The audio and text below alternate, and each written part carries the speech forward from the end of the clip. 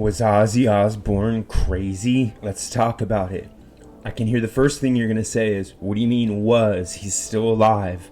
If he was crazy ever before, he's still crazy now, right? Well, maybe not. If you stick around to the end of the video, I'm going to give you the answer to all of those questions. But before we dive into it, I'd just like to remind you to like and subscribe to the channel, which updates basically every day with new content on classic rock music. And we got a lot of polls running in the community forum. You can go and vote in those. And I've got content that YouTube won't let me put up because of copyright purposes that you can access. You can access the special content through the links in the description below, also through the community forum. All right, so now the question that at hand, was Ozzy crazy? Back in the day when he was known for biting the heads off of bats, biting the heads off of doves, urinating in public, and almost murdering his wife when he was blind drunk. Was there a genuine insanity under it all? Okay, let's start by looking at some of the incidents one by one. First of all, let's talk about the biting the head off of a dove. This is something that actually did happen in March of 1981 when Ozzy was set to have a meeting with his record company executives and PR people. The doves were there to be released by Osbourne as a symbol of goodwill. Now, what was going on behind the scenes was the band that Ozzy had at the time was formed of Bob Daisley, Lee Kerslake, and Randy Rhoads, and they believed that the project was a band project called Blizzard of Oz, not an Ozzy Osbourne solo album. At the same time, it had been less than a year since Ozzy had been fired from Black Sabbath for being too wasted to do his job, and at the same time, Sabbath had another album coming out, and there was a lot of pressure on Ozzy. Sharon was trying to get the band to perform 2 shows a day at this time. So when Ozzy showed up at the meeting and he was really wasted on brandy, and he ended up biting the head off of one of the doves, the reason behind this is clearly frustration and anger at being placed in this extremely difficult position of having to have written and recorded an album after just being fired from Sabbath, and then being expected to keep up with this insane performance schedule while also being told that you're going to rip off the other guys in the band. And in fact, you may have an entirely new band now because Daisley and Kerslake won't go along with the deal. Now, let's have a look at the incident where he attacked and tried to kill Sharon, his wife.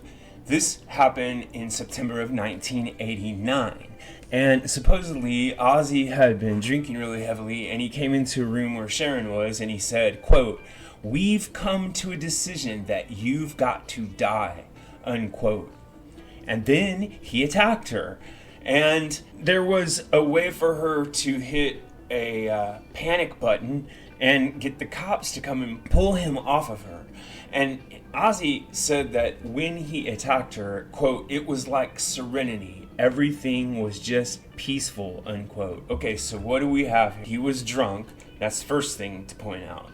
But second of all was the fact that the words, "we have come to the decision that you've got to die," sounds very much like what a record company executives would say, or a manager. Well, we've come to the decision that you're going to have to tour here, or we've come to the decision that you're going to have to do this, or you're going to have to do that. And the serenity and calmness would be, again, a release from the pressure of having to live up to all of these obligations of fame and fortune and money and work that Sharon represents to him. If you look at Ozzy's musical career, you can see that he's led a life that would drive most people to be a little bit insane, given the fact that Black Sabbath had a lot of the standard rip-off story, being taken for all of their money, bad management.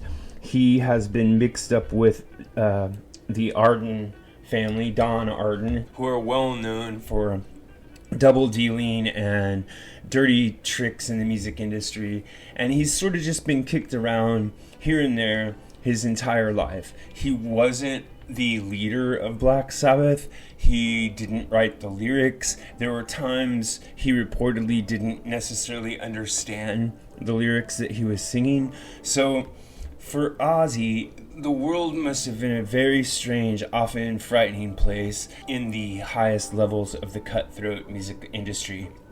And somehow he managed to survive. And when you hear stories about him doing things like biting the heads off of a dove or biting the head off of a bat, these are real things that he did, but they're not necessarily based on genuine insanity. Instead, what you've got is a guy who has coped with his problems with drugs and alcohol and is living in a very high pressure world. So Ozzy wasn't crazy. He was a victim of the music industry just like any other musician, and his particular way of coping with it was driven by alcoholism, and he had some real genuine issues and gripes to lodge and no one to appeal to, because even though you're a huge star like Ozzy, in some ways you're just a slave. You're a slave to the record company. You're a slave to your managers. You're a slave to your fans. So it's an extremely difficult position to be put into.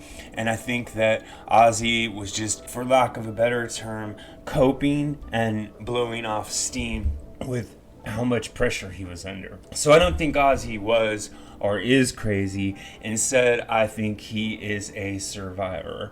This is what I think, but what really matters is what you think. So if you have an idea about this or any other topic connected to classic or contemporary music, please drop it in the section below. And remember to like and subscribe. Thanks a lot.